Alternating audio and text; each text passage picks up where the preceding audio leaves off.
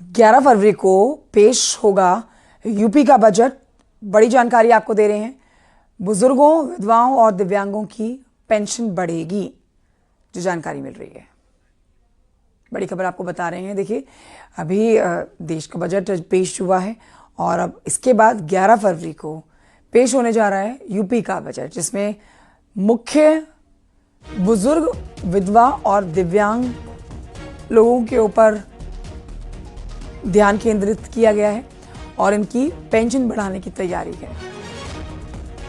इसके अलावा इंफ्रास्ट्रक्चर परियोजनाओं पर भी खर्च बढ़ाने की तैयारी यूपी सरकार ने की है।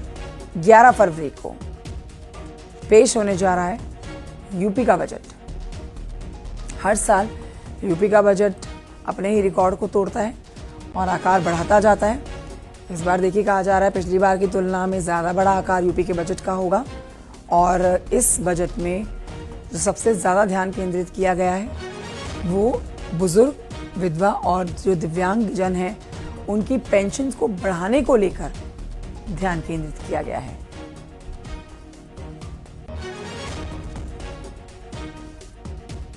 संकेत और जानकारी देंगे, फोन लाइन पर मौजूद है। संकेत, ये बड़ी खबर है, इस खबर की बारीकी हमारे दर्शकों को बताएं।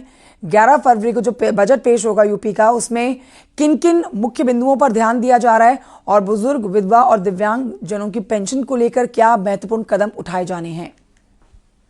बिल्कुल, ये योगी सरकार का इस बार के कार्यकाल का अंतिम बजट है और जाहिर सी बात है 11 फरवरी को जो योगी सरकार ये बजट पेश करेगी, इस बजट में सीधे तरीके से जो वर्ष 2027 का विधानसभा चुनाव है उसकी छाप भी नजर आएगी। तो यही वो वजह है कि इस बजट में सामाजिक पेंशन बढ़ाने की तैयारी है और इंफ्रास्ट्रक्चर परियोजनाओं पर लगभग 2.5 लाख करोड़ सरकार खर्च कर सकती है, चाहे वो एक्सप्रेसवे हो या दूसरी तमाम परियोजनाएं हो।